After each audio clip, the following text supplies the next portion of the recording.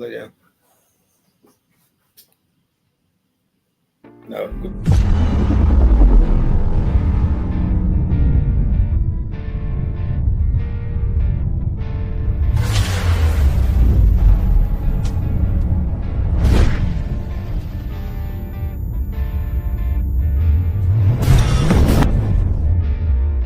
Blank to the face. So seeing her laying there with missing half of her head was just like... The basic message that I just wanted to know that it's okay to ask for help. Like in the addiction world, people think it's embarrassing to go to rehab or go somewhere to go away. But what's really more embarrassing is being out there and still pedaling and doing stuff that you need for your habit. Mm-hmm. So just know that it's okay to ask for help. A passenger jetliner that flew into the building, that doesn't happen, right? I mean, that's a professional pilot who knows what he's doing, or she, and they're not flying into two big towers that are in the middle of the sky. That's not happening. So we knew it was, we felt it was an attack, and we felt that it was the same people who had threatened to kill us. Corporal Keith Shibley is presented the Valor Award for his immediate response and courageous actions during the shooting rampage at the Washington Navy Yard.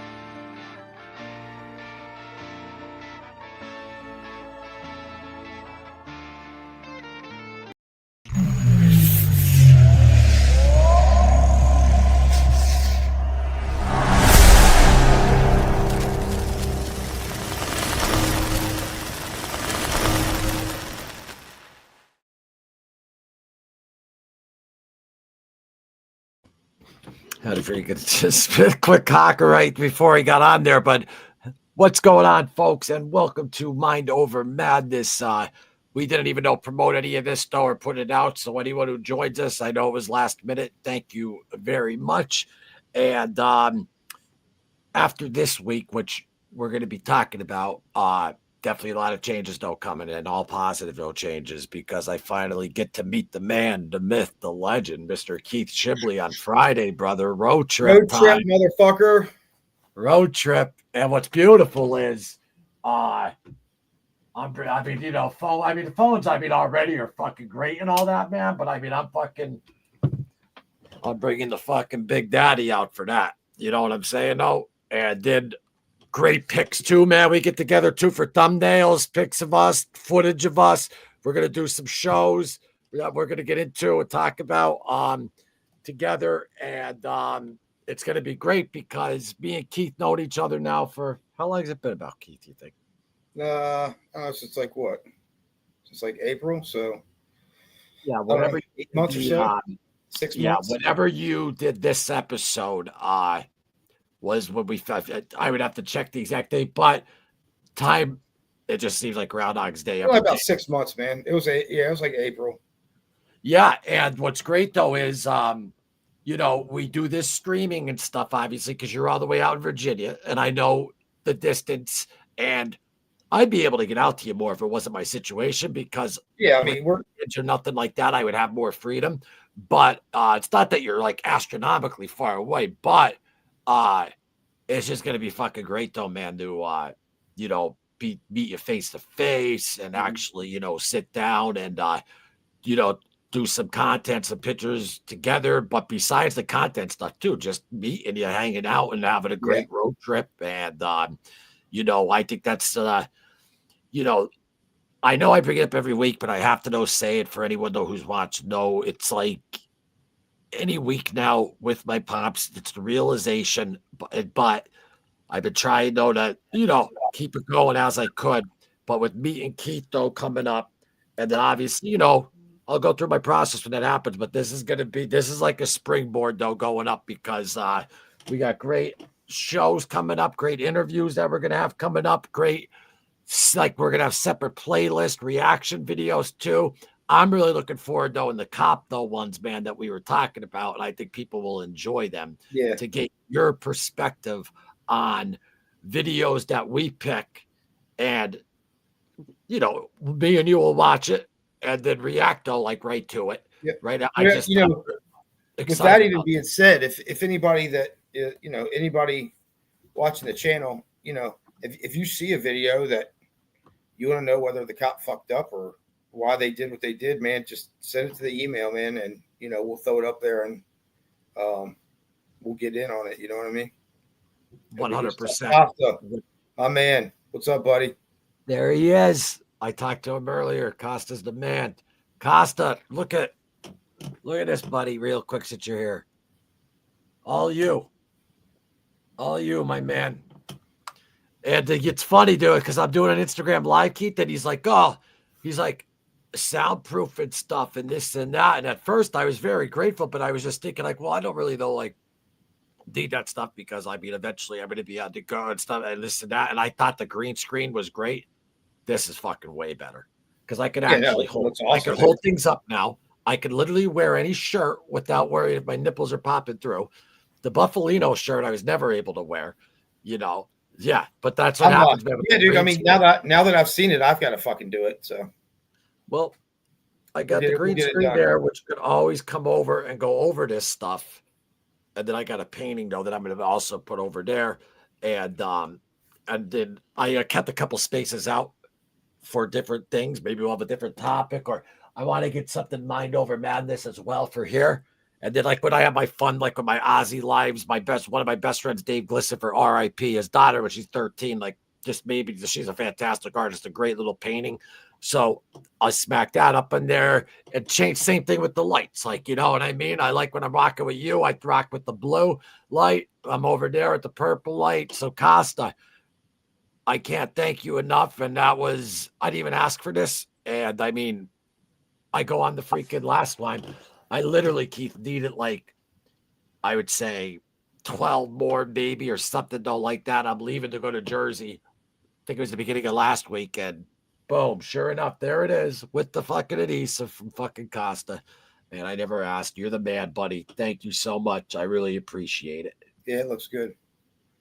There are some very good designer. Absolutely. Keith from Costa. And our loyal guy, Vaz, you're always around. I appreciate you everywhere, man. And I hope all is well. And I hope your boo-boo feels better from yesterday.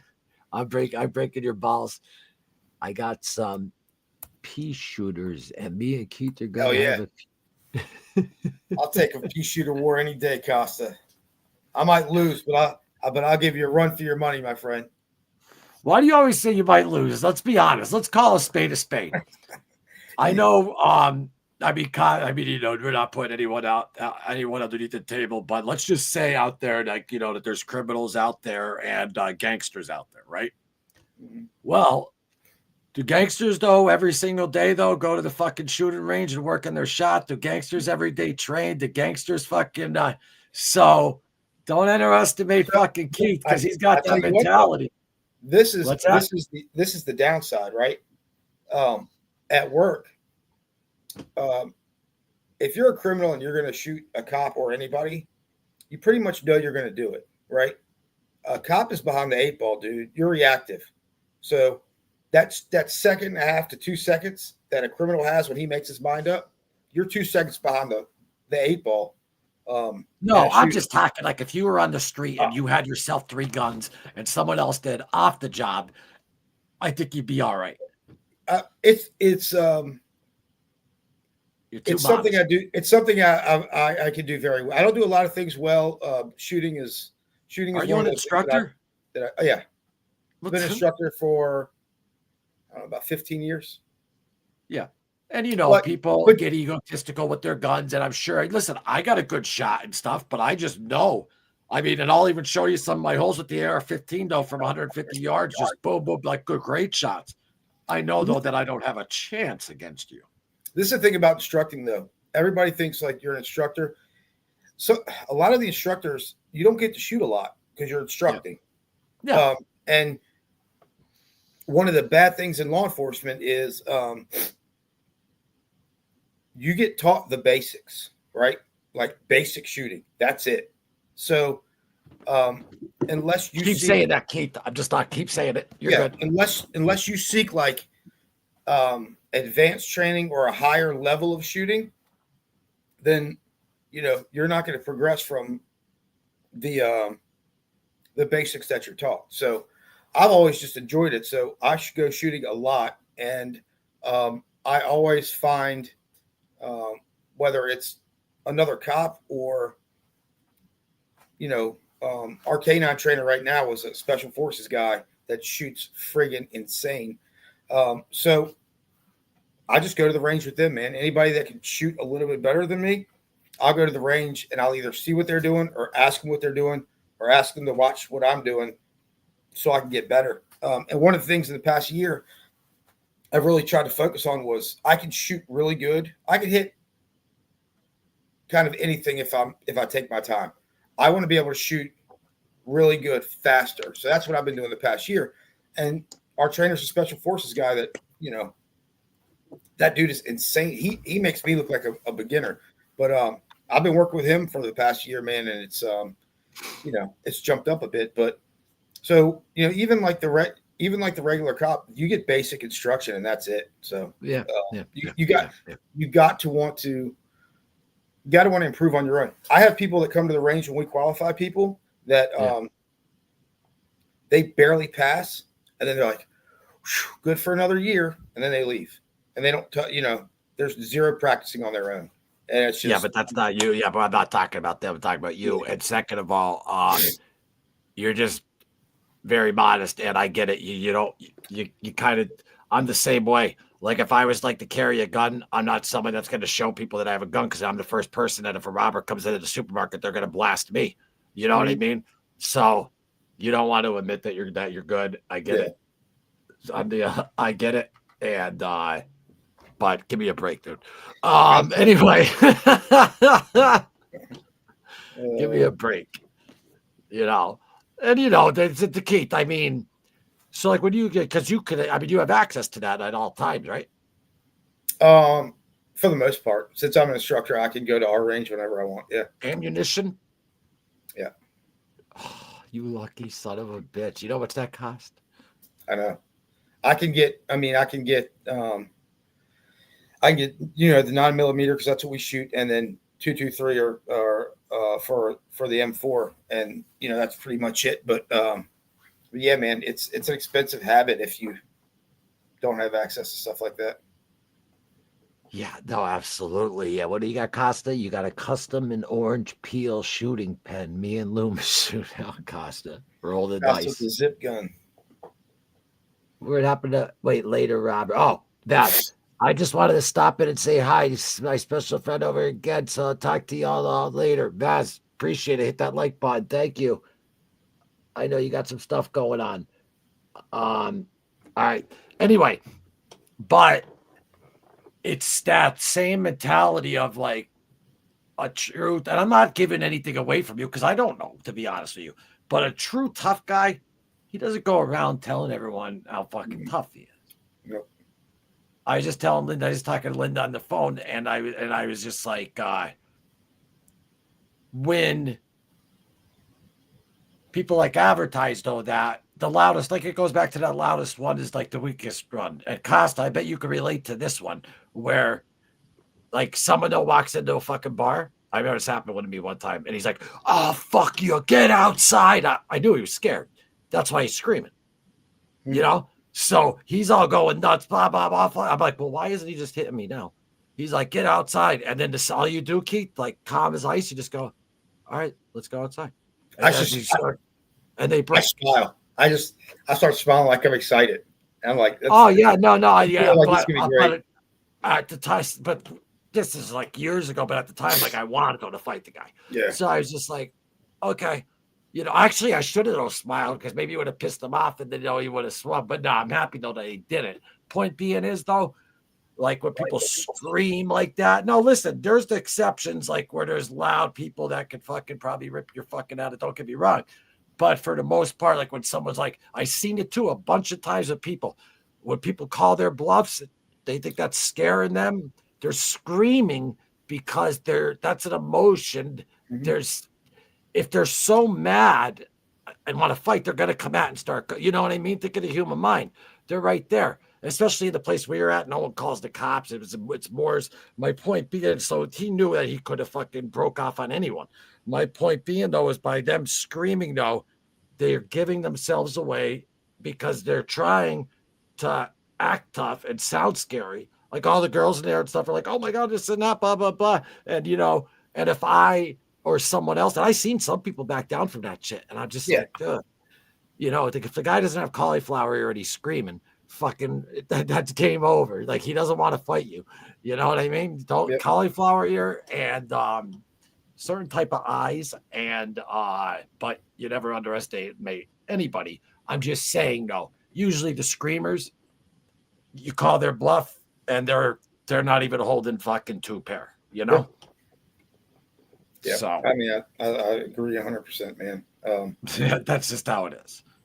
And it's like being as short as I am, it was a lot of that growing up, man, because, you know, they figured that that they're bigger and they're going to talk shit so they look cool. And then, you know, after you don't back down, you could kind of see the oh shit in their face a little bit. But oh yeah, well no, it's on the eyes. Yeah, exactly, right in the eyes.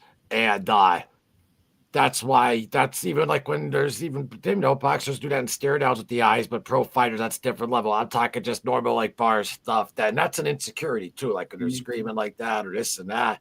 Or I remember like back in the day, I used to think, like I always say, the true tough guy was the guy, wow, man, he knocked everyone he hits, he just knocks out. Wow, this or that. But he's hitting the guy because he's so aggravated that the guy like proved him wrong in a conversation, that he's so insecure that he can't just be like, oh, okay, I learned it. He had to fucking punch him like in the, that's like, to me, that's an insecurity. Yeah, of course. Because I used to always don't want to fucking do it, and I've done it at those fucking times on my drunken, stupid fucking days. And I was the most insecure. I used to put on Facebook, and Carol, and thank you so much for always dropping by. We didn't even really promote this till the very end, because me and Keith are going to be together this weekend, which we're really looking forward to. And but thank you though for always stopping in and being so supportive though. You're a sweetheart, and I really, really appreciate you very much. Thank you, Carolyn. She's great, man. Yeah, she is. And now Gina's here too. Gina's always stopping by. You too, Carolyn. Have a great week. Oh, Gina, no, she's the best. She's awesome, man. She does we do like Monday night, we talk like about an Ozzy album. Every Monday on the lives, and she's fucking awesome, dude. Awesome.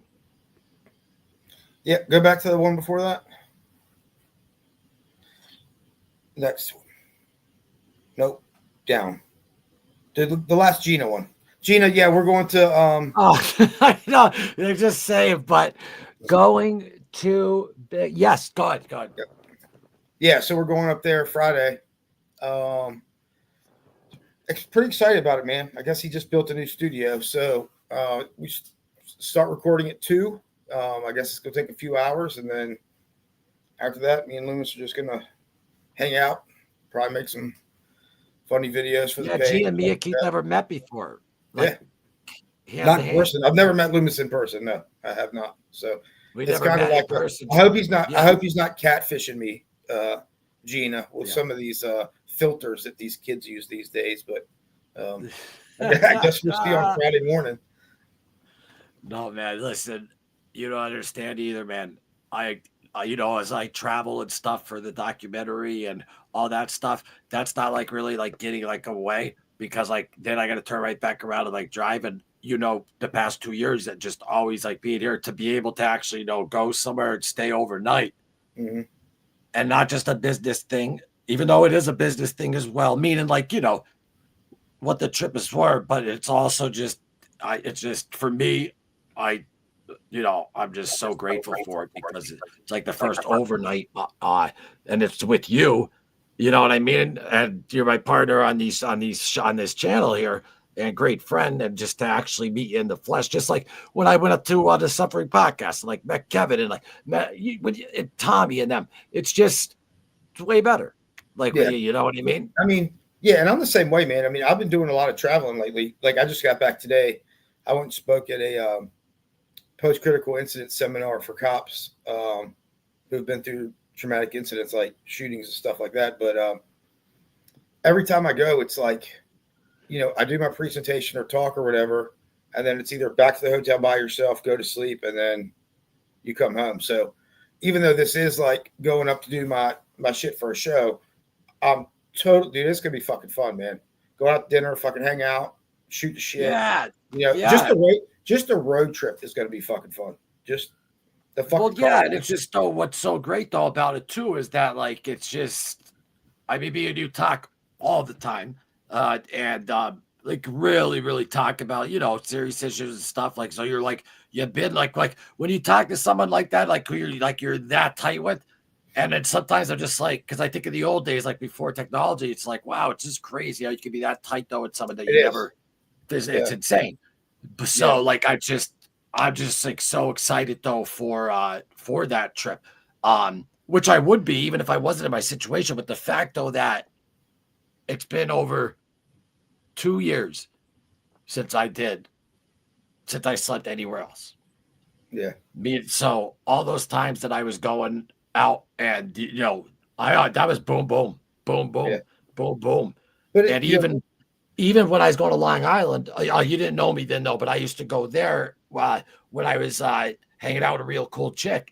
And I was going there, and then I would have to come back like that night and stuff. And his diagnosis was still going on, and it was bad because the chemo hit. So I mean, it was just bad. But it's literally been over 2 years that I've done something like that, and to be able to do it with, you know what I mean, like my new. Like you're not a co-host anymore. Like, you came over from the Loomis show, one of my new best friends in life anyway. Yeah. And the show shit. And the show shit to me secondary. It's about, me too. like the connection that we have. And it also shows too a lot of people like, a lot of people will be like, yeah, man, Keith is so solid. Like, how'd you like hook up like with a cop? I go, I didn't hook up with a cop. I hooked up with a fucking cool motherfucking dude, man.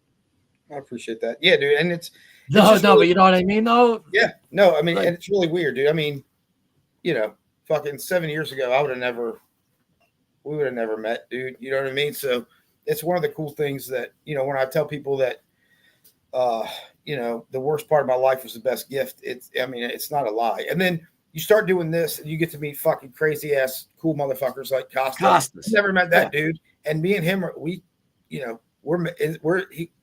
we're instant messaging. Oh, I know he loves you. Costa loves you. Yeah, I know. Believe me, I know. It's cool. It's just cool, man. It's like I've never even messaged or talked to Gina, but I feel like I kind of know Gina because she's always here.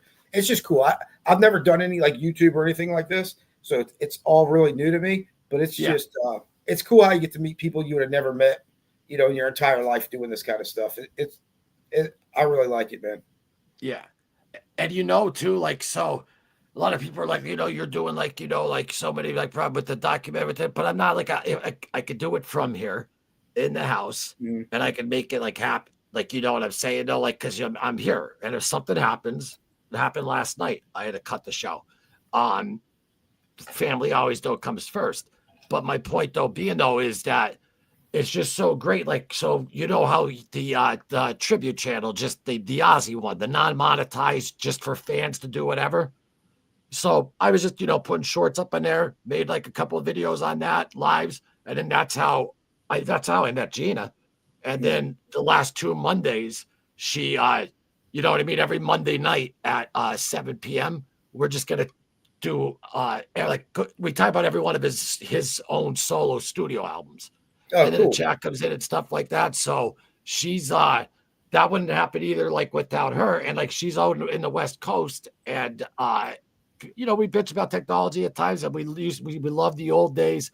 And I used to love always just getting even Blockbuster and that stuff. But at the end of the day, like my father used to say, I only like see my high school friends like when I bumped into them at the supermarket. Like you guys all stayed in touch, meaning like so the social media does have a lot of pros, but everything has its cons as well. Yeah, I mean, I've reconnected with a lot of guys from my military high school and stuff just through social media. But it's been pretty cool, man. But yeah, man. I mean, and it's just the beginning, dude. We're gonna have a blast. Oh, that's gonna be great. Meeting Loomis has helped me a lot emotionally. Wow, really? I thought it would fucking make you more crazier, but I appreciate that. That just tells you how nuts you must be. No, I'm fucking with you, Gina. She breaks balls she's great. And She brought you up the other day. Don. She's fucking Gina's the fucking shit, man. It's just weird though, like how shit happens. Like she came on, and I like though too to get her perspective because, for example, Keith, I was born in '81, and like when my favorite album came out was in '81. So she's a little older. She doesn't mind me saying this. So when I like to hear people's perspective, like what was it like when that album dropped? Like it was like a big buzz, you know what I mean? Yeah. So it's we just have a blast and just fucking shoot this shit, and it's just great, man. And then you can't beat fucking 80s rock, dude. Like you can't. It's I'm definitely not into music like you are, but like one of my favorite bands growing up was Van Halen, and 1984 is by far one of my you love Van Halen. Yeah, no. It was one of the best Van Halen albums out there, man. But no, listen, everyone likes music. Like it's just that, I might be a little more like a freak about it. Plus I play it and stuff. Yeah. So it's just such a big instrumental part of my life. You know what I mean? So it's different for everyone. But I mean, I heard someone say, I hate rock, I hate metal, I hate country, but I never heard him say I hate music. Yeah. I listen to everything, dude. If you like look at my phone, I'll have different music for, like, I'll play rock when I want to get fucking amped up or whatever at the gym and shit like that. But when I want to chill, I'll play country. When we did the episode on the other channel, I might have been on this one when he died that day. And you're talking about how you're not into music with the clip I made, and Gina knows from that channel. What you said though was like the most beautiful thing I ever heard anyone say about Ozzy. Like when you were saying, like, if you're gonna go out and like where we were talking about our fathers and like, you're struggling in pain and all that, and you actually you remember that? Yeah. Because I was all fucked up, and you're like, dude, I understand if you don't want to do the show, and then you said that, and it's just so like you might not be a music freak, but like you get it, man, and like you hear it and you like music. I mean, and I was an Ozzy fan from the show, like the TV show.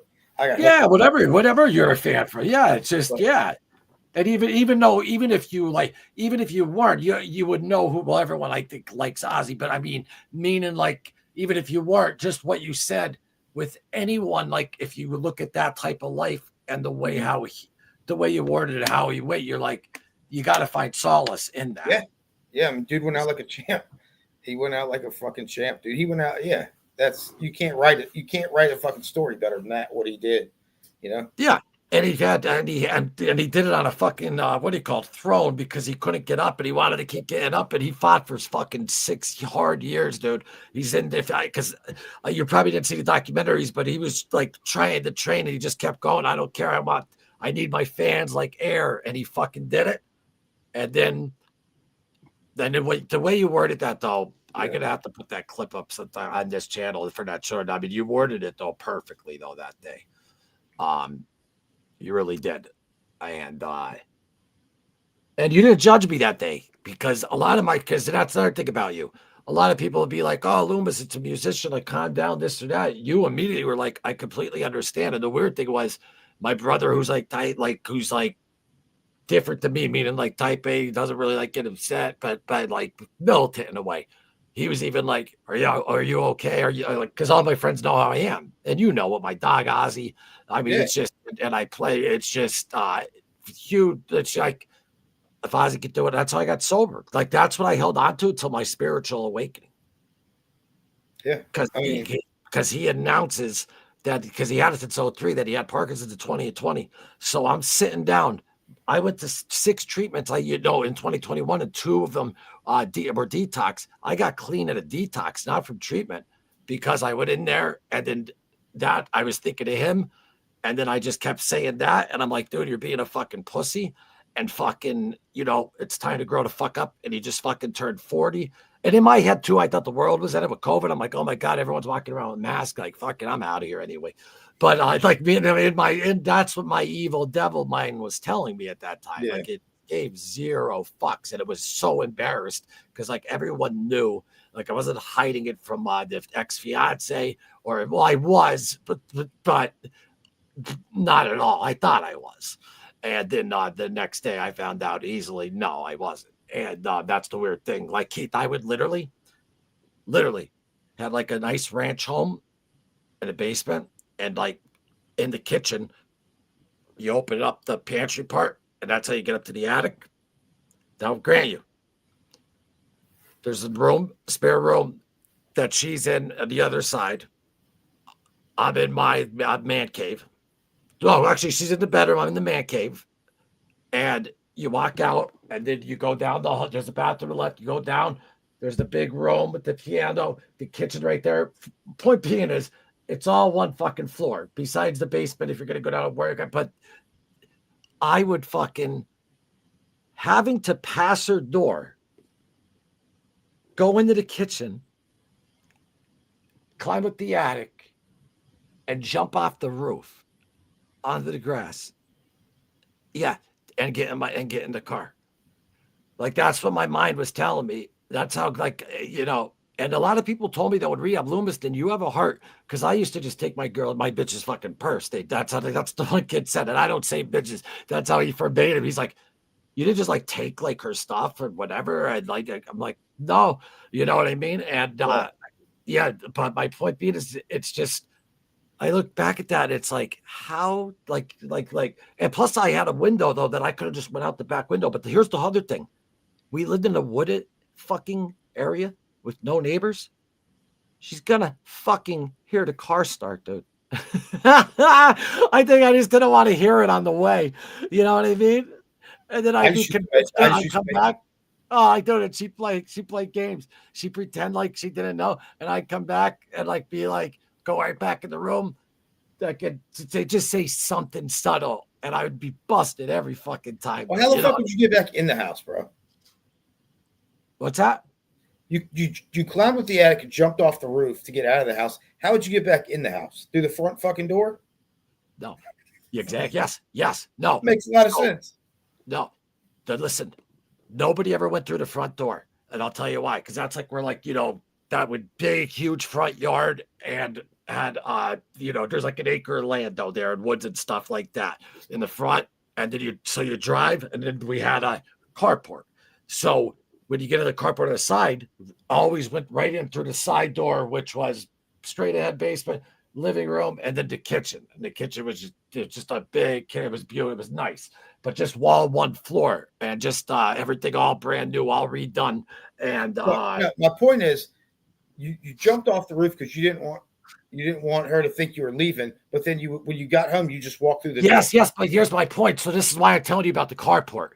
That door fucking squeaks. And I tried everything, like, yeah, and you're like, fuck, you know what I mean? If anyone knows when you're trying to come home from blow and you don't want your woman, or fucking even when you're younger, your parents hearing if you're making Velveeta cheese and you hit a pan, or we usually watch the volume button to where, you know, it says volume up to the M, but we're watching it on the fucking, right in the beginning of the V, and it's like, you know, that's cocaine, Keith, when you're coming off it. But anyway. Yeah. No, I know. That's what I'm saying. But my point being is the front door, which we had, but just didn't utilize it because you would understand if you fucking you fucking go into the carport, there's the door. Anyway, so I'd open that door because it opened beautiful, crisp, and like an angel. And then I would fucking kick out. Then I started to kick out the shoes because people like, you know, your bare feet will always be softer. I do that. And then, but here's what I do. I go in the room. I'd open up my door and I wouldn't go in my room. I'd go in I'd be like, but I put my mouth like in the room and be like, like cough, like I'm just getting out of the room to go take a piss. And then I go take a piss and then come back like into the room like nothing happened. But I'm sure you got away with it a lot, bud. Not once. No. And no, we're talking about literally. I'm not like I'm just. If you can't laugh about your past, you'll never get over it. And that's true. But to be honest with you, this was literally that year. Literally, at least that whole setup I told you, the like roof and all that, legitimately was 67 times at least. And don't forget though, I was away in treatment too. Like, there was months I was away that year for a lot of time. So that was a lot of days for me to do that. You know what I mean? And get caught. You do dumb shit when you're fucking trying to fucking get fucking some drugs. I can tell you, it was. And then I look back at it. I'm. Keith, you know what I should have honestly done though? When you look back at it, just out of respect for the person though, too, though, that you're with, you look back and you just be like, listen, sit down. You know where I'm going, and I'm going to get it. I'm not going to sneak out anymore. Eventually, I know I need help. Like, well, the brain I have now, you wish that, but you don't think like that because. And why do we scream when we get caught doing something that or someone because we're embarrassed. And if or are you using? No. Well, then yeah, you are. And then when they're telling you you're not, and you're telling yourself, well, I'm not even high. I used, but I'm not dosic anymore. So how could she accuse me of this? Yeah. I justify it, and I think I was right.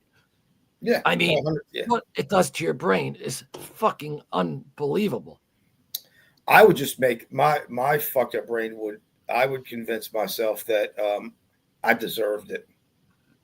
I've been through shit. I've done all this stuff. If I want to get fucked up, I deserve it. I would just convince myself that it might not be right, but you deserve it, man. And that's what my brain would just keep telling me all the time, man. It's like, I really don't want to do it, but you deserve it. What made you think you deserved it, though? Who was the justice? Is that ego? Yeah, myself. You know what I mean? Yeah. It was. I was justifying it for myself because I knew it was messed up. But then I would just let's be honest though. In the normal world, if you weren't an addict, I mean, you did do some stuff though that's quite extraordinary. I mean, the Navy are just one out of many that's just known. My point being though is I mean, yeah, I'm sorry, but that person deserves to celebrate. As long as they don't have the allergy, they deserve a cold one. I'm not telling you to at all, and I'll kill you if you did. My point being, though, is I wouldn't, if for all the serious ones out there, if they ever see this, it's how we talk. When I say I kill them, I'm saying no, then you get help. But if it wasn't the pill, if it wasn't the pills, it was alcohol. And it's I've had a bad day. I deserve this. Because I work my ass off. I've had to go through this shit. I'm bringing home the paychecks. I'm supporting the family. So I deserve it. And it was just what I would that's how I would convince myself that it was okay. You know what I mean? But. Oh yeah, no, all the time. And I used to, and then the funniest thing though was that when I worked at Center City Recovery, where I was telling you in Philly, once though I would come in on the weekends. And I would just convince myself though, if a Game of Thrones was on, I'm I'm just gonna eat a piece of some oxen during Game of Thrones. And then I was lying to people though that I was really though fucking clean. But then I found this kratom shit out there, and I started doing that. And every day I couldn't stop. I had keeping teaspoons. My whole car was fucking green, but from the powder of it, and because it was just that the. Don't touch it. That's just shit off the shelves, which is just ridiculous. But I heard it helps some people. So whatever. I definitely wasn't taking the amount that you're supposed to. I was taking too much. Point being though is Costa said those pills get you very constipated. I bet you probably had to eat a lot of oatmeal. That's fucking hilarious, dude. Oh, dude, are you kidding? I mean, well, yeah. I mean, when you eat that, yeah, it's terrible. It's absolutely though terrible. When you that's why even when I was like that, Costa, you mentioned it though, when I was still though injecting the steroid juice in my ass, the testosterone. And I remember too, I'd still flip out, Keith, because she called up my buddy who wasn't he was an addict on meth, and he's a bad toughest guy, military guy, who's a great wrestler, and he helped so many people, and he helped so many veterans, and that's what he's head of Banyan treatment for the veterans for a scholarship.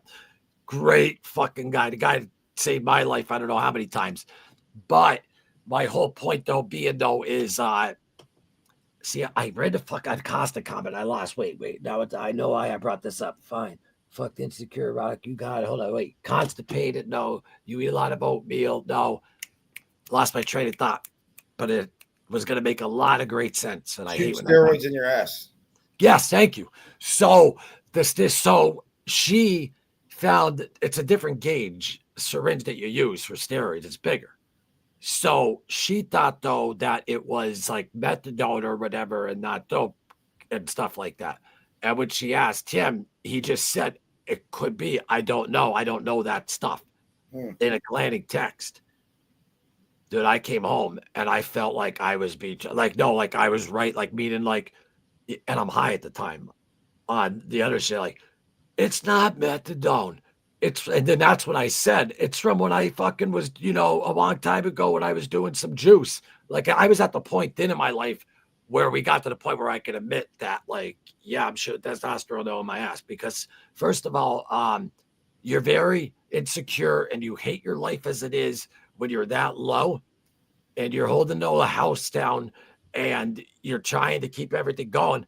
And you want your cock-a-doodle-doo to rock and roll without suspicion. You know what I mean? And but I how old were you when you were doing that? So, that helped. How old were you when you were doing that? 2000. How old were you?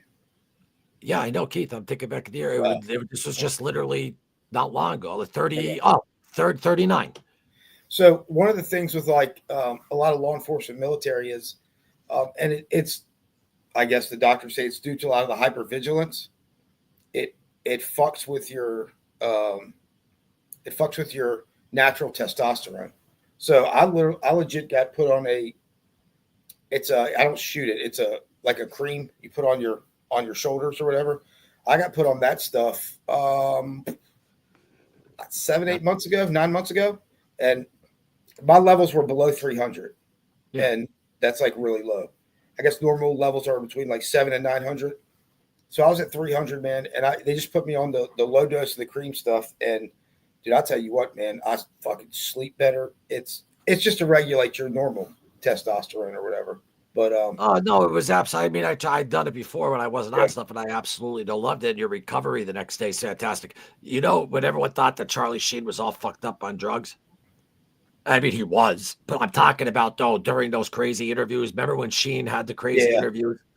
No, he was manic, and he was that cream you're talking about, rubbing it all over him and working like nonstop. Like that was the main. He's out now. Like I watched the documentary, and he just came out with the book, and he's explaining it all. That's what he was doing at that time. After just getting off of like the craziest fucking bed, like where you need rehab for like a fucking year, you know what I mean? He just did that and started talking to the world. And think about it though, he was going viral before there was even that thing though going on though. Oh yeah. But my point being is, I remember I was in rehab and the instructor was like, "So Charlie Sheen, he's manic, he's on this, he's on that," and I remember thinking like, "Well, you don't know what he's on," and I'm like, "He's an actor, but he's down." I'm like, "There's no way," and he was like passing drug test and everything. But it was the testosterone cream. But he was bathing in it, Keith. Like it wasn't. Yeah, no, you don't put a lot of that shit on. No, yeah. I mean, if you put too much on, it's counterproductive, dude. It will. If your testosterone maxes out, then you'll start getting estrogen, and that's not good.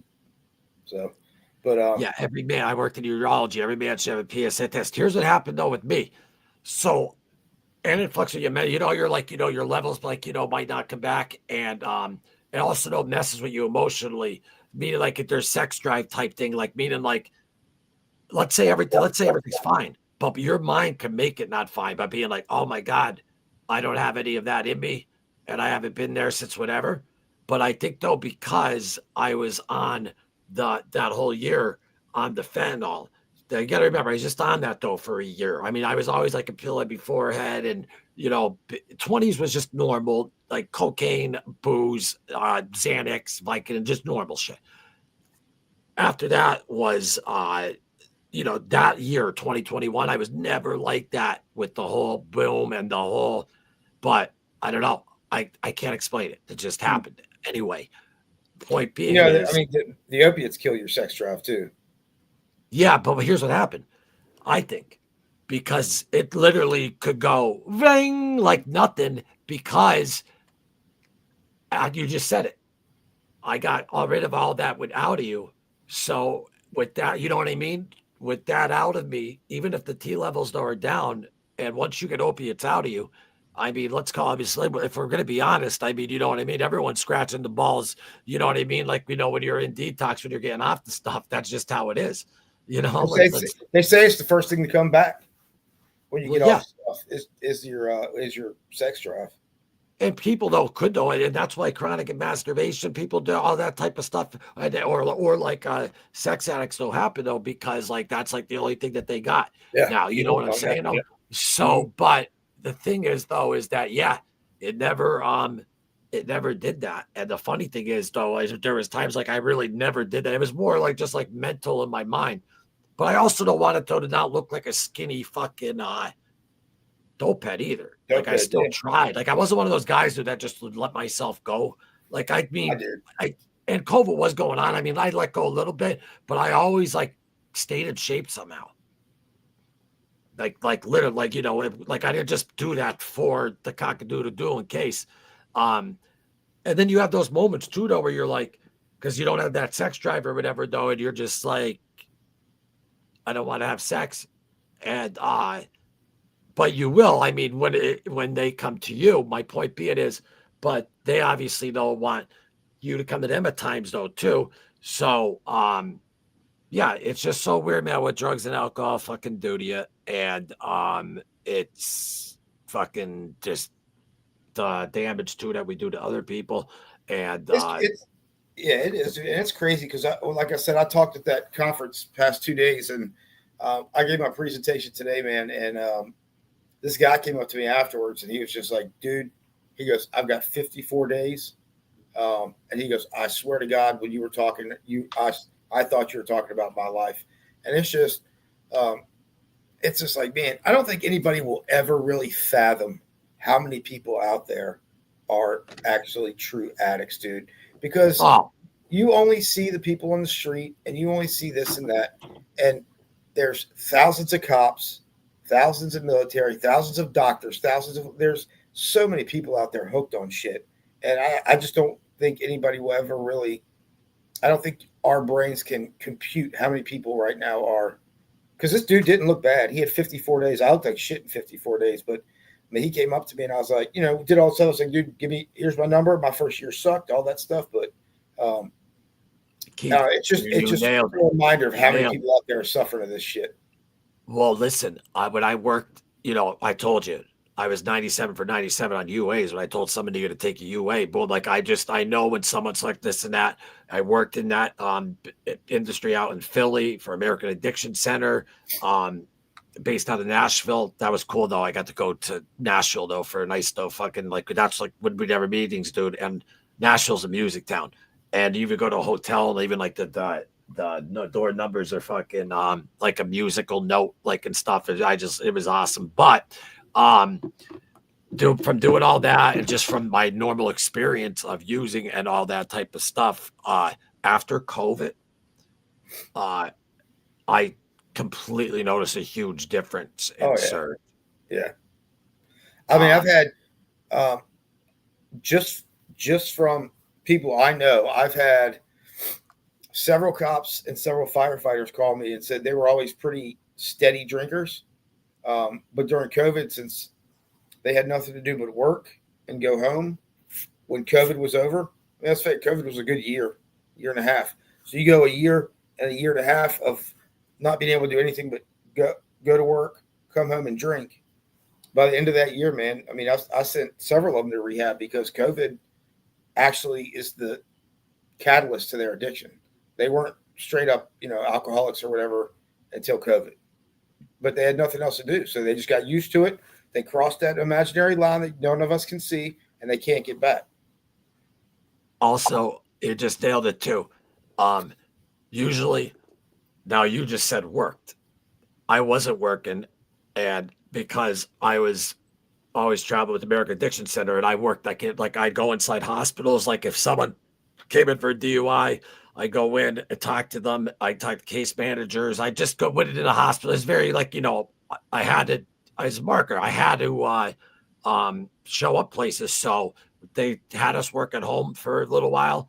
And then afterwards, though, just boom. But my point being is, I didn't even know get though to do like the work stuff. Like it was literally though just in that house every single day, constantly. And I don't care how much you like someone, or whatever. You're gonna, you know, you like usually when you're like that for a year and a half every day, that's literally like, being together for fucking 10 years on normal life. Yeah. Because my pops and my mother, he'd wake up all the time every morning at 6:30. It took him an hour to get to his job, and he fucking would drive out there to his job, and he wouldn't be back home though to like 4. You know what I mean? Like, and then whether he stopped at the gym or well, my paid stop at the bar to go do his numbers and stuff. But I'm saying whether you stop at the gym after work, like they're take that all away and add that time up. I mean, that's a lot of time. Yeah. I mean, me and my best friend lived with each other. We both threw each other through a window. Like it doesn't matter how much you love the person or whatever. You're the same confined space for that long. And I'm not saying that should have turned me into a fucking. There's a lot of things that were going on in my head. That should have turned me into using the stuff I started using. There's a big backstory to why all that happened, but bottom line is I'm accountable for it, and I got through it. Sometimes I feel guilty for getting through it because a lot of my friends who aren't here, they have children and stuff, and I'm like, why am I know, but it's just the way I am. But I have to let that survivor's guilt. I have to let that go because I don't know. Like, I guess you just have to tell yourself there's a reason. I guess I don't know. I don't know, but it's do we just tell ourselves, oh no, you're here for a reason because we are. I mean, like when it comes to life or death, or did I scientifically get so lucky? Because you got to remember, like I OD'd and like was brought back. So like, and that story just was. Oh yeah, I'm the luckiest. Thank God that he showed up, or like, and it was just good. But what's that? I'm a pretty spiritual person, so I think that we are here for a reason.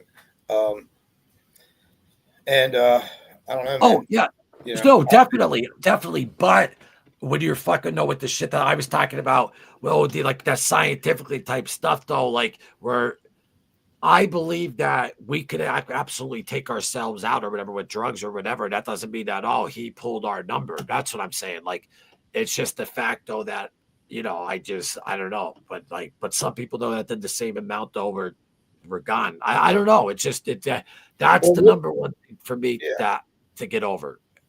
And I always I was talking about this the other day with a friend of mine, because I've got a couple people, you always have a few of your good friends that are suffering from this disease and they can't seem to kick it. And it's frustrating. It's all that stuff. But at some point no, I didn't, Costa, to be honest with you. I always chased the drug, not the woman. I wasn't getting ass or none of that. Honestly, I could say that honestly. I always chased the drug. Sorry, Keith. But I had relationships though, more like, like I was always like in a relationship since high school. So, but go ahead. I mean, I don't even know what I was saying. Oh man. I had a bunch of comments coming up, and I saw that, and I thought you were saying something though about right before that. I was talking about the scientific and like we're here for a reason. Yeah, it was. I mean, I've got some friends now that they can't kick it, and I know. I mean, I get a little bit of the survivor's guilt stuff you were saying, but at some point, dude, it's like, especially if they've been through it, you know what I mean? Like you know what your options are, dude. You've got to make the right one at some point, or you're inevitably going to be in prison or dead, and it's usually dead because if prison doesn't, you're just going to come back and use it anyway and be dead. So I mean, at some point you've got to make your own decision to, like I did and like you did. But when I got there, man, I said by any means necessary, I am not going back to that shit. If you tell me I got to stand in the corner naked on one foot and color in a coloring book, I would do it. If it kept me from, I was willing to do whatever the fuck they told me to do And you were 40, right? Huh? You were like 40, right? I was 40 years old when I got. See, so I always wonder in my mind if I grew up not like the way I did, meaning using wise like that, and then if I would be able to get it my first time, because when I 40 had a huge deal for me, like, whoa, it's enough, bro. Yeah. Like, I mean, yeah.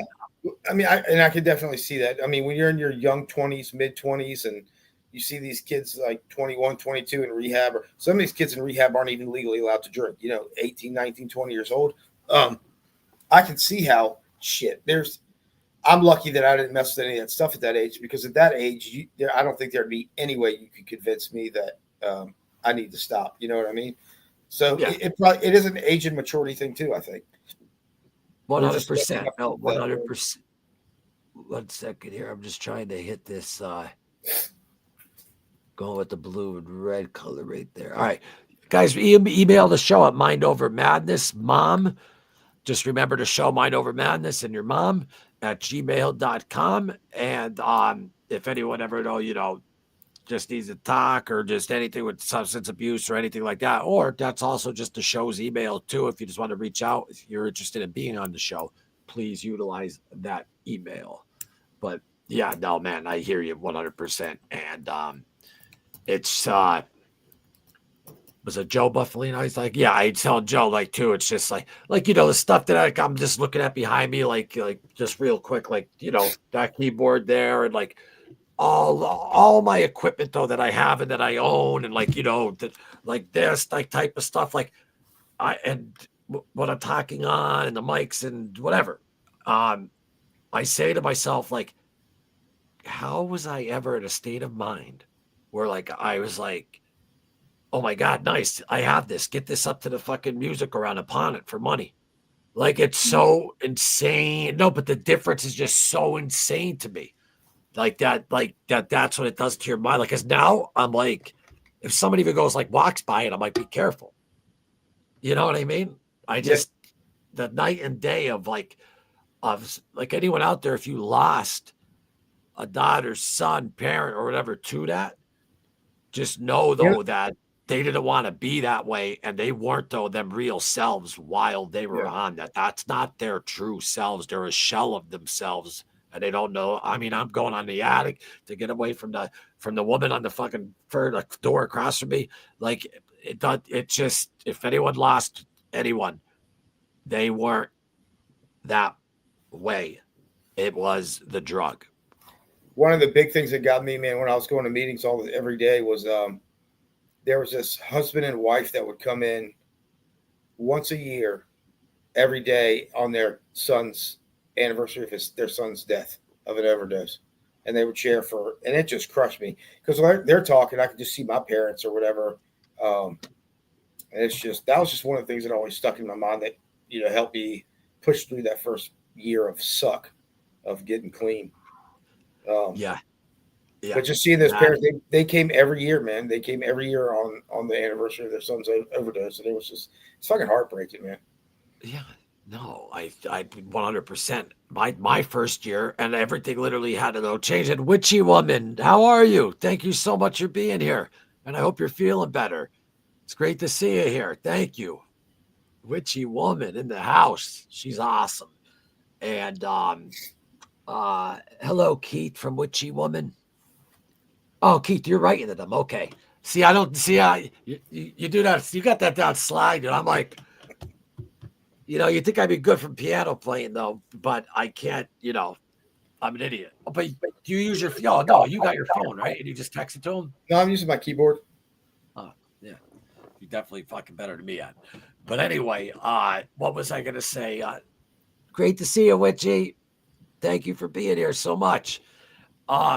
It's just, it boggles my mind. Like, cause they say those lines and cliches are like real, like, it's okay to look back, but don't stare, keep moving because you can't hit a moving target, all those type of things. It's because they're true. But like, how I was laughing my ass off about going on the roof and stuff. And we both even said, if you can't laugh at your past, like if the shit that kept me going out there was taking my past too serious. It was me waking up the next day being so fucking embarrassed or whatever from the night before.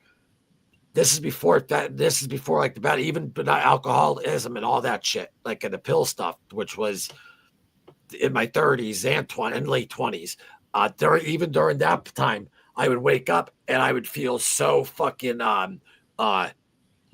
you think of something you did the night before, even while you're showering or something. If you couldn't even make it in the shower, you're like, like you got to yell it out of your head like Tourette's. And because it's like embarrassing in your mind, and you make up all these fucking things. And my point being though is that it's very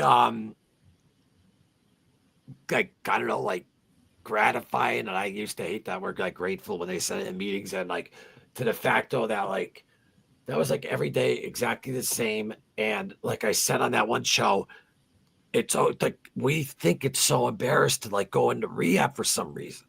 What's more embarrassing is fucking being out there knocking out a guy with thinking you could get your things for Monopoly money, and that's what's more embarrassing, dude. Like, you know what I'm saying? Yeah, I hear you. And then we'll make up stuff. Well, what about work?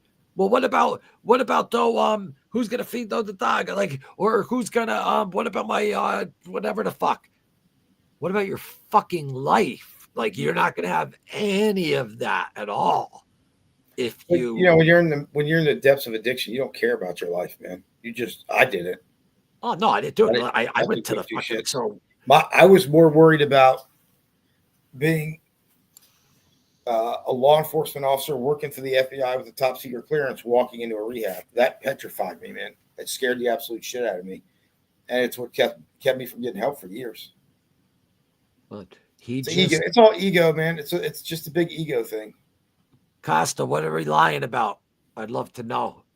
He said I was looking left, so that means I'm lying. He's just being he's breaking balls. He's got it's a pantomime. But what was I gonna say though to you though? Costa. I always, because you can't just say Costa and then move on. It's Costa, and then you know it's kind of yeah. So what did you just say right before that? I don't know, man. About being, it's all ego, dude. I like my ego wouldn't let me go. Something that I said that you countered with, like where were we at? Fuck. Oh, saying that you said people are worried about going to rehab. Oh yeah. I didn't care about my life. But then you see, either did I either, and I get that point. It's just when you get out of it, it's like you want to like tell them, but like, you know, they don't care. And what I did is after what I did, luckily, it was like real, but not that good. And I pulled up so I lived up in the woods, and there's this road called Carverton Road, and there's something called Francis Slocum State Park. And it was almost like the backyard up at the house. And I drove there. I parked the car straight there, looking out that way.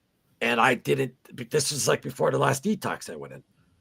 And I told myself, like, no, like, you know, I'm going. And because I was praying for heart attacks every day, all that stuff.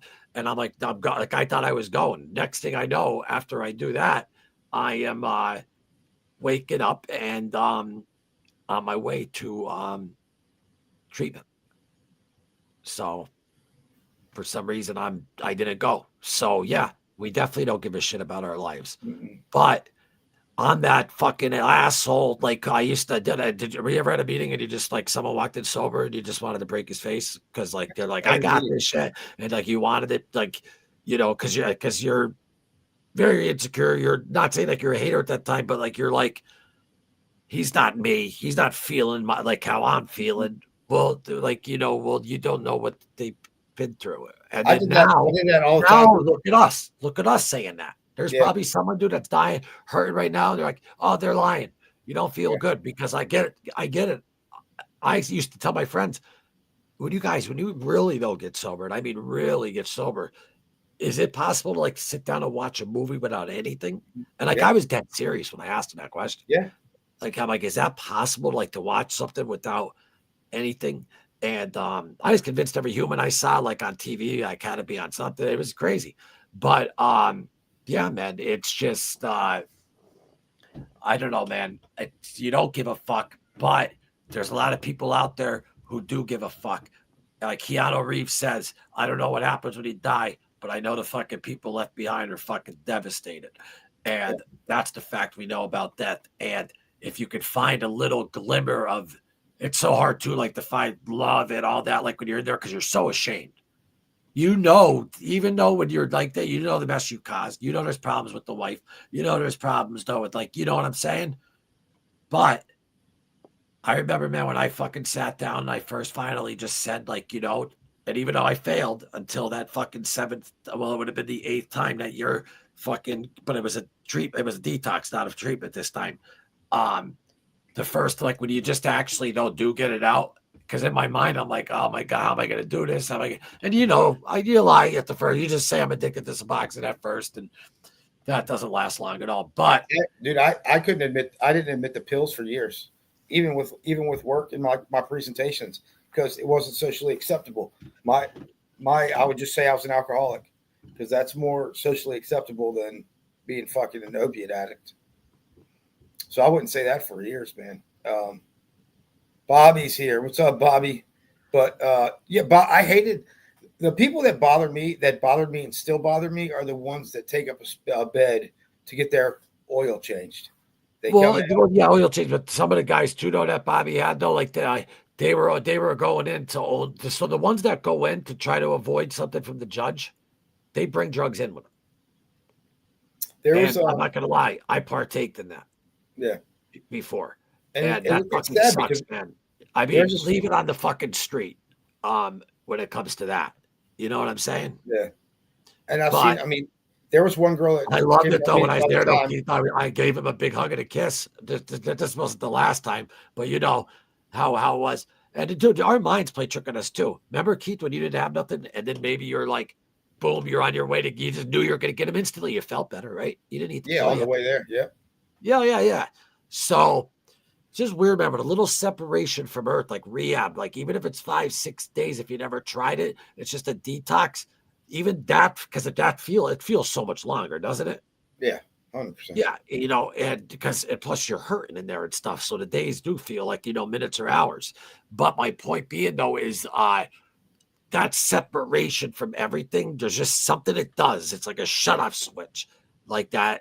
I just think is very crucial instead of trying to just wean self down and I'm not saying go 12 step. I'm not saying do whatever I'm saying just get through the fucking, if you like, you're not going to actually do. The only answer to this is I've been in every rehab, celebrity type looking fucking rehabs, dude, that had horses that I told you about that. My buddy who passed away with the insurance scam shit in Florida. Anyway, I'm not going to get into that, but that so that was insane.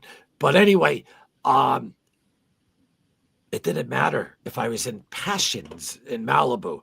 I got sober in a detox at the fucking worst state-run fucking facility, and because I wanted to get sober. Yeah, because I finally was like, enough is fucking like enough. I remember I kept going. It's hard. Ozzy could do it. I could do it. Ozzy could do it. I could do it. Then I kept thinking about my father and my family and me going on 40. They're getting older. Like I'm gonna have to I should be coming down to the house and helping them. Like, you know, because I got all the Viking stuff and like I got real immersed in the Norse culture and stuff like that. And their religion, it was more like nature and like, you know, just being accountable and being a man. Just so because I couldn't find the spiritual at first. I couldn't. Like, I'm like, where the fuck is it? I'm like, dude, where are you? Like, it's fucking 20 years of this bullshit. And I held it. So those things, so whatever it is that you have to hold on to till that happens. But it fucking happened to me, dude. And I couldn't believe it. Like when that happened to me, it was like you get your whole body goes light and it's like you're floating. It's like the planets align and it's like, oh my fucking God. I'll never forget it. And I remember calling up a bunch of people and they probably think I'm nuts, but yeah, that really happens. And it's still, what do you do with that spiritual awakening too? But it felt fucking way better, dude, than any fucking drug. Like, there's literally, man, like, and it happened one other time when I left a meeting in Florida when I was on business out there, and I left the fucking meeting with my buddy. It was a full moon, and Ozzy Bark at the Moon was on, and we were like, fucking, I remember I got out, took a picture, and fucking of the moon, and a video, sorry, because that song was on, and I just remember I could not feel myself sitting down in a car. I was just like floating, completely sober, and just like that, something else taking over you. You know what I mean? And what happened to me is I figured something out, and someone called me up and told me something from a book that I read that was called Memoirs of a Suicide. And it was it lined up exactly to what I thought happens and all that type. It just exactly. And then I got a phone call, and what that person said, nothing to do with the book, but something to counter on top of that. That's something else that was going on in my mind at that same exact time. My whole body, dude, like I wasn't Chris Angel, because those guys, he doesn't really float. I was fucking really floating. Like, I mean, I'm just saying, like, yeah. And it was like the most, it's so cleansing. I can't explain it. I just wish if that was in a bottle, I'd be a junkie to that every day. And that's spirituality, though, man. But I mean, to feel, though, that fucking rush, dude, you know what I mean? Like, for the first time of actually, like, it's going to be okay. It's like the chains coming off you. You're unshackled, like, in a way, like you're not in that internal prison anymore. You know? Yeah, I never really had something that intense, man. Mine was more just of a gradual, oh shit, first year to, I mean, it just gradually got better. And I think I've told you, man, this past summer, it's really just clicked. This summer was like the best summer I've had. Okay, so you never had one of those, though, but how the fuck did you get into treatment? I mean, do I have to remind you? Do I have to remind you? No, I mean, I thought you meant remember where you were at, where you could pray and where you could ask for. Yeah, no, I mean, no, it was completely. How many days? 3 days prior? 3 days prior? 4, 3, 4. That's 100% true. I'm just saying I've never had like an instant like floating kind of. Oh, you mean the physical thing? Okay, got you. Yeah, no, I'm spiritually. So, there's different though, like types of it and stuff like that, you know. But that's still, you could still look back and be like, oh shit, and like that's still a fucking considered a spiritual awakening, because you figured out like that ain't no coincidence. No, I mean I cussed out a saint in the Middle East at his grave and told him I wanted to stop feeling like this, and then I was in rehab like 4 days later. It's no coincidence, man. And it wasn't though, because and with the way how it went down too, though, like with your wife and all that, because you explained that. Okay, we're very transparent here. The way it all ties it together, like like that's Keith. That's not a coincidence. No, so I mean, if people don't know, I was in Lebanon and I was wasted the whole time. And my sister was with me. And my middle name is Charbel, which is the first Catholic saint of Lebanon from like the 1800s. So she took me up to where his tomb was. And he, I guess, God through him grants people's prayers or answers prayers or whatever. Well, I sat right there at his tomb where he's buried. And I was like, I want to stop feeling like this. I don't believe in this shit anymore, blah, blah, blah. And I was like, if you're real, I want this stuff to stop. And 3 days later, I come home and I'm in rehab, man. And it was September 24th, and I didn't know this till like a couple years ago. That's actually the Catholic Church celebrates that as the St. Charbel feast day, the same saint I was talking to up on that mountain. So, I mean, I asked him to show me, and he sent me to rehab on his feast day. And it's just I didn't get into specifics, but I knew though it wasn't just some random saint though. You know what I mean? Yeah, man. So that's just crazy though that But I never got the pink cloud stuff. I never got like the I'm floating type stuff that a lot of people. Mine was more. This happened to me though. Literally, this was probably about 1.5 years after I got sober, and I wasn't even like really working the program. All I was doing was talking to great, solid people. And I completely like changed my life and stuff though, like that, like meeting like everything that I was doing prior, everything was different. And I really just started doing the Loomis show. And that's like when I was inside Johnny Depp's trial the last 2 weeks out by you. Mm-hmm. And So I just was like, I was just hustling, and just doing that stuff. And my mind was just go, go, go. And dude, it was just weird. It was like, man, I think I'm fucking like too like I'm supposed to be on something, blah, blah, blah. And then everyone's like, dude, no, it's your first year. That's why, this is normal, this and that. It's probably about year, I'd say about a year and a half, and that happened. And that's how long it took. But I've been asking since I've been fucking 19. You know what I mean?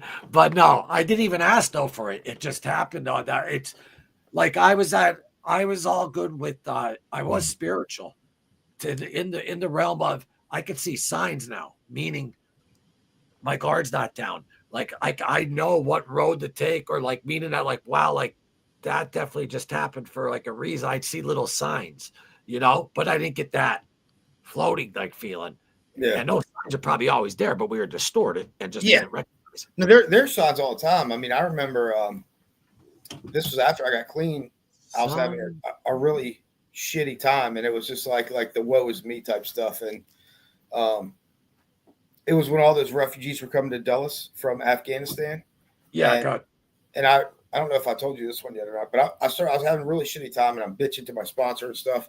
Well, like the very next day, I meet a 12-year-old girl that got basically shoved on a plane during the evacuation, but she like lost. She was there on her own. She didn't know where any of her family was.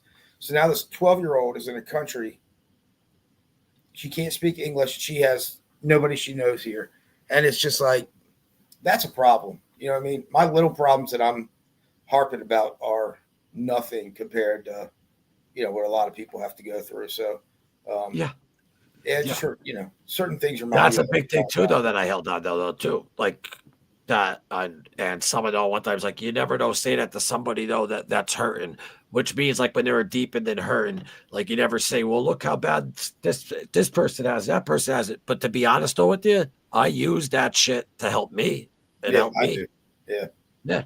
That's why I was fucking saying, if I could do it, I could do it. I was thinking, you know what I mean? I used that to help me.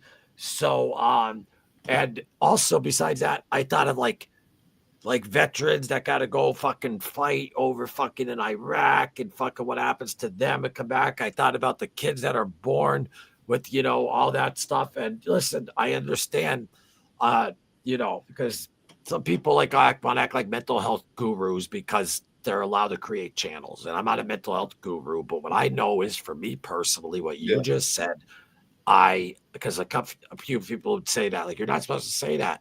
Well, fuck that. It helped me. So I'm going to say it, Wait, what do we got? Witchy Woman. What's really sad. Do you know Witchy Woman, Keith? I do not. Yeah, no, she came over from the Aussie channel. Oh, nice. Thank you so much, Witchy Woman, for being here. Appreciate you. What's really sad is the addicts that really want to quit, but will never get to, because when they leave rehab, they only the good around here is great. So if you email and anyone needed to get in, for example, we don't have your insurance money. No, you get in for free and it's up to you. Meaning the rehab themselves will absolutely put you into sober living. And then after you're there for 2 weeks, though, you're responsible, though, to get out there and get a job. You know what I mean? Yeah, that's awesome. That we don't have that here. Yeah, so as long as you know what I mean, and I seen people that went through that, and I know a few of them that are not that money means everything, millionaires, just meaning how successful that they got. And a lot of addicts don't get that way though too, because they just have that goal mentality. We have the Salvation Army here and stuff that'll do it, but if they're full, I mean, the other people are shit out of luck, really. No, around here though, I could get I gotta get in a bed immediately around here, and that's just from the good man. I know a buddy. We tried to find him a bed. Well, I didn't know this guy. A friend of mine was trying to find a bed for this guy, and he called me, and we were he called this one place. He goes, "I think I got him a bed. It's going to be I don't know. It's going to be 4 or 6 hours or whatever before we can confirm his insurance or whatever." And then by the time they called to confirm his insurance, the guy had already overdosed. Yeah. And it I could fucking recite the whole fucking story of that all the way from fucking way back with the West, speaking of the Westies, the Hell's Kitchen Irish from before now I think it's called Clinton, but Hell's Kitchen New York City. He's trying to talk about. He goes, I could read. Wait, what did he say? I could tell you about the Westies if you like to know. Yeah, well, I know about them, but people, do you want to know about the Westies? Come on, Costa didn't know. But check out the Westies. Just type them in and fucking they're nuts. And their stories fucking it is fucking crazy, to be honest with you. And what they did to Ruby Stein and fucking then they brought him in and it's just look it up for yourself. But anyway, I know Jimmy Coonan's nephew. Never mind. I can't say what I was going to say afterwards because it had something to do with what we're talking about. But like real cool fucking dude. And he, I didn't say his name or nothing, no. But yeah, I met him in one of the rooms. Yeah. Now, which woman asked? She says if they don't have insurance, then they can't get into a rehab at all. Correct? There's a few public ones here, but not many. And if they're full, yeah. If they're full, that's they're crazy screwed. to me. I actually had someone call me about that the other day because he's on like Medicare, Medicaid, and he's got some weird insurance. But I always tell him, if you can't get it, if you can't find one right away, take him to the hospital. The hospital's required to hold somebody for 72 hours if they're detoxing. At least they are in Virginia. So it'll give you 3 days to try to figure something out if you can't figure anything out. And around here, Keith, honest to God, you call Wyoming Valley Drug and Alcohol. I think it's 825-8888 or something, but you call Wyoming Valley Drug and Alcohol, and even if you don't have insurance, they still get you in your bed here as quick as they fucking can. And then you're in there before even the insurance goes through because they know that it's going to go through because everyone here is allowed to get like the state insurance. So here, what they do is you just call them. They don't wait till like the insurance clicks on and then give you a bed. They let you go in to rehab and then the bed and then in time the insurance comes. That's how it's like here. Yeah, but I mean that. So take over 1 second though, because I might have an emergency. Hold on. Yeah. The one charity that I have teamed up with recently, it's called Frontline Healing Foundation. Frontline Healing Foundation. You could find them on like Instagram, Facebook, or if you just Google Frontline Healing Foundation. They're an awesome charity, and what they do for military people and first responders, so like firefighters, cops, whatever. Because a lot of cops, if they're alcoholic or hooked on something, and they get caught, they get terminated from their job, and then they lose all their insurance. So what Frontline Healing Foundation does, it's a 501c3 charity, and it pays for military and first responders that don't have insurance to go to rehab. And it's a freaking phenomenal organization, man. It's still pretty new. The sad part is, like, I think last year they were able to pay for 110 military and first responders to get to a rehab, but they had like 800 people, try to get the scholarship for rehab, so they had to turn a lot down. So what I'm trying to help Frontline Healing Foundation do is get their name out there more, so that obviously they can get more donations to help more people that don't have insurance get into a rehab. But I mean, Loomis, if you got to go, you got to go. I got to go soon too. But no, it was a false alarm. I gotta go. I got about I thought that he was up though, but it's 9:42. If he doesn't get up though by like 10 of, I have to be off by 9:50. Yeah, I mean, I was supposed to leave like half hour ago anyway. Yeah, well, I mean, no, it's all good. But no, for I'm just again. Oops. Yeah, you got to put the good looking. Wait, what happened? I don't know. There it is. Never mind. Sorry. No, but seriously, bro, Friday's gonna be fucking awesome. I think we should do like an Instagram live on the road trip too, and we're gonna make a whole whole deal out of this, dude. It's gonna be an awesome road trip. Like, I'm super excited. It's gonna be one of those I can't sleep on Thursday nights like Christmas morning when you're a little kid. It's gonna be great. And dude, what's great is remember, for me, I get to be the big spoon in the king bed in the hotel. Fuck out of here, dude. I'll fucking kill you. But yeah, what's going? What is up with that room though? Is there what did you get? Yeah, I mean, hopefully they've switched it by now. I don't know. I mean, if they don't, we'll switch it there. It's the same price. Nobody gives a shit. Oh yeah, no, we will absolutely switch it there, and I'll show you how to get into another one if we have to grab the bed. Don't worry about that. There will be 2 beds in the room, but I'm just saying, because I always have to like sometimes sleep on a cot downstairs, and the fact though, dude, that like it's 2 years since I was ever somewhere where I don't just go there like I said and come home. I get to stay overnight, and yeah, to do it though with you and like finally meet you.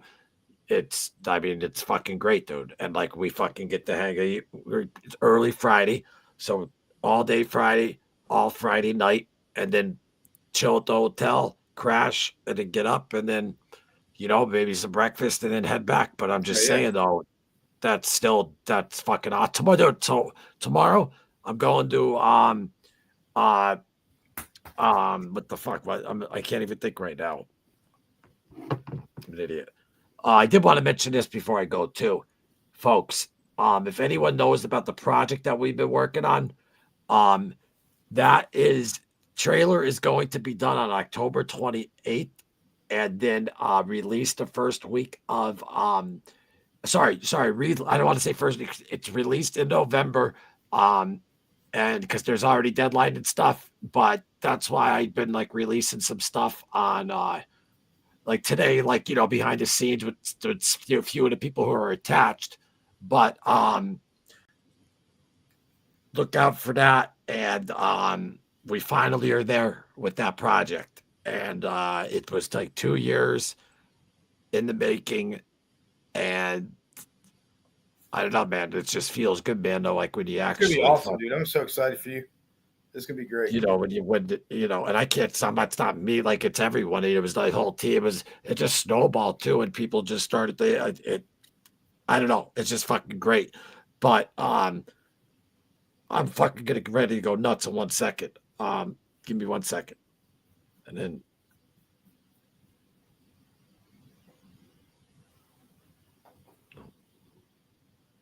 There. Costa, your trip, bud. Oh, duh. I always get dude because so Buffalitos Russell got Al Martino the gig on The Godfather, and Al Martino and Angelo and Russell, they were real close, and that's who played the Sinatra character in The Godfather. Mm-hmm. So I always get his name mixed up, Al Mart, for some reason, with the comedian Mike Marino. And look up Italian president stand-up guy. So tomorrow I'm going to his house, and we're filming there, and then I have something on Thursday as well. Even though we're in editing for the trailer and everything like that, and then because I have to get the music, all that stuff too, just onto like digital from certain. It's just a musician type mixing thing, but with that, we're still though adding like people like in like that we can though, like you know what I'm saying? Like, why the fuck not? Like if someone though wants to come in, and plus having him though involved with this and how they love the entertainers and stuff, and that's what he does. And he goes on the road with the Sopranos and cast, because they do a lot of meet and greets, and he's the guy that's always up there on the stage getting the crowd loud. He's fucking hysterical. So can't wait to go to his house tomorrow. And that's what I mean though, like, yeah, I can't wait to do that, but I go to his house and right after I come back home. But this one for you, it'll be, even though but our film is not going to be like deadline, this angle's going to be perfect. We're going to film some content. It's going to be fun. But also just the fact though that I get to stay overnight and fucking just finally, after 2 years, man, I get to stay somewhere. I've been in different states through these past 2 years. I probably the more than I can even imagine. If you say how many times it's in New York, New Jersey, whatever. My point being, though, is it was always to go and come right back, go and come right back. But yeah, I can't wait.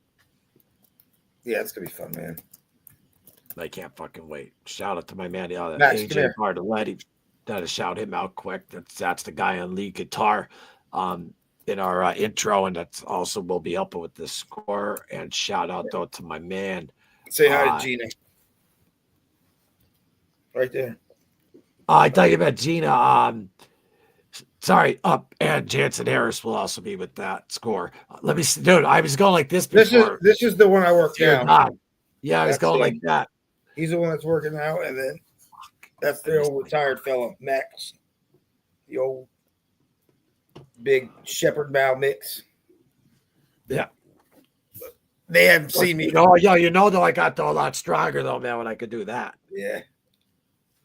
But so I got bro, mine. I mean, this was fun, dude. Mine right here.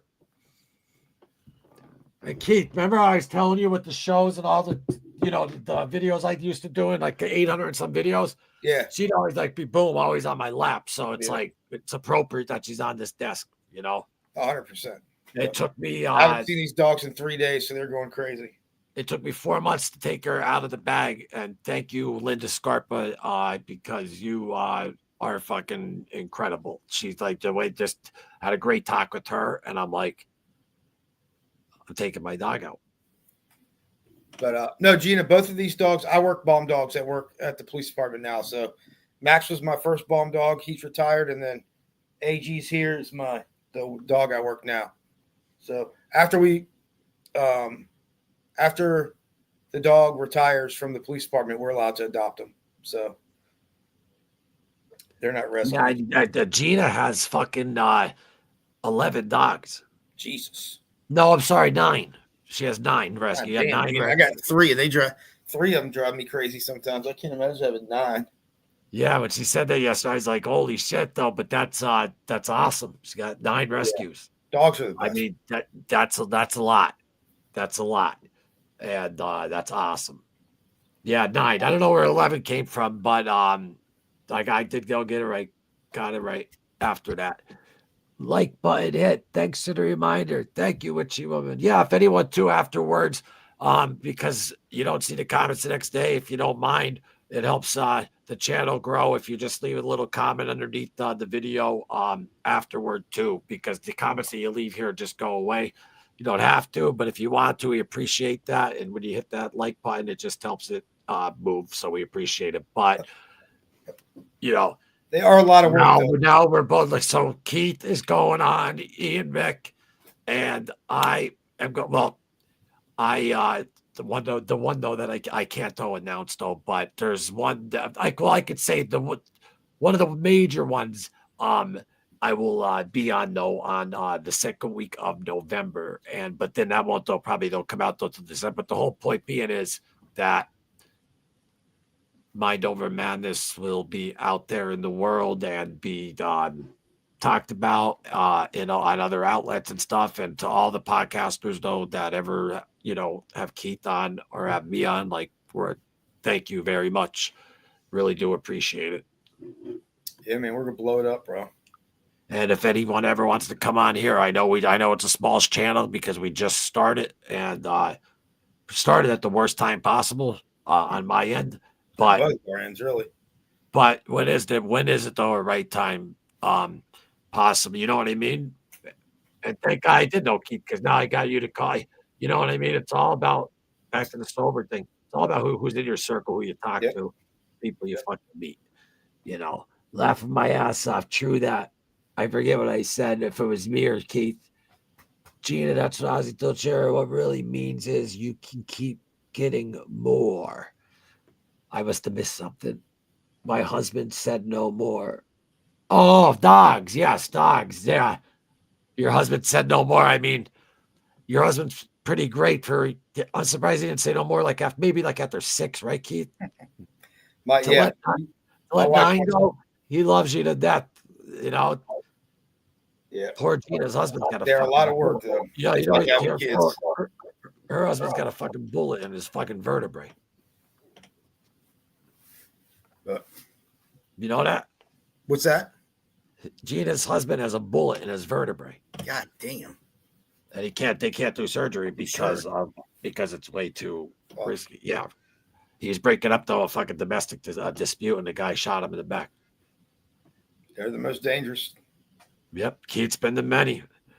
But listen, folks, I gotta go and help my pop. And thank you all. Dave, thanks for dropping in. David, my man, great to see you. Costa, we love you. Gina, witchy woman, thanks for coming over. Vaz, everyone, really, really, Bobby was in the house. I know I see Bobby Bright. Love you, Bobby. So everyone who was in here, Gina, Ellie, I have to get everyone because I'm scrolling fast. I think though that was, yeah.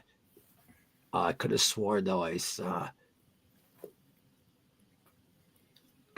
We just came on. We didn't even promote or nothing tonight. So thank you. And just, oh, by the way, this isn't the time either. We came on tonight at 8:00 because Keith also, he had to come back. And what am I talking about? Keith was ready to rock. I couldn't though at the time because I couldn't at the time. And you understand why, Keith. Yeah. I mean, that might happen at times, but just like how I have to go now, you know. And I had to stop the show yesterday, and I know you got to go now, brother. But what's great is, folks, is that the next time that you see us, though, we'll actually be together. So stay tuned. Be fun, Bob. And yeah, it's gonna be fucking killer, man. I'm gonna fucking make the hotel room a studio. Watch. So everything is gonna be awesome. Stay tuned for a lot of great Mind Over Madness content, Mind Over Madness reaction videos too. I can't wait, Keith, to do that. That's just stay fucking tuned. And you close. Listen, I'm so used to it because of the Loomis show, and I always feel like, why do I always close the show? Because I don't know how, buddy. I'm a rookie at this shit. So well, you gotta learn that somehow. You have to teach me this weekend. Gina, you gotta close on Mondays when we just do our fun lives. See you Monday. See you, Gina. Take care, everyone, and thank you again for watching Mind Over Madness. And we will be back next Tuesday, obviously still doing the lives, but we will have content out and we'll be showing content on episode 10 next Tuesday at 7 p.m. Eastern from our road trip. And make sure you hit our Instagram. We might have some stuff up there before. Instagram at Mind_over Madness. And follow us, give us a follow on Instagram there. And that's what I got. What do you got, Keith? Anything else? You good? That's it, bud. Let's rock. I'll see you on Friday, man. Yeah, I'll see you on Friday too. And when I hit the button here, I gotta go immediately. Yeah. Have a good night, man. Okay. Everyone, thank you so much. The Iron Void Army who came in, thank yous. And we will see you on Tuesday on Mind Over Madness. Take care, everyone. Great show, Keith. You too, buddy. See ya. Talk to you soon.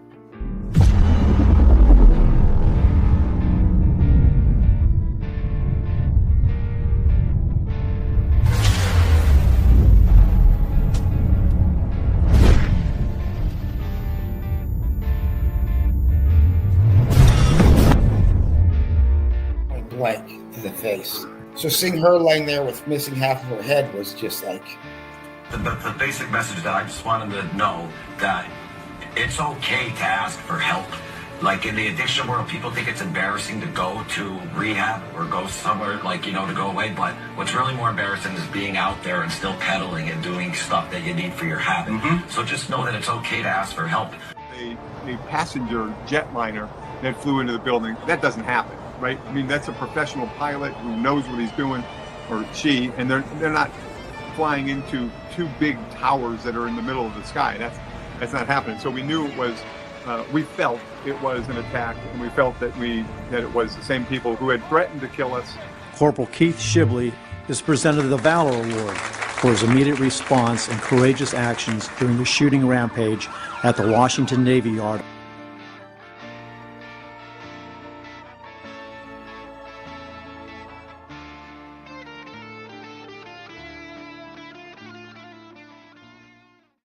there's a neighborhood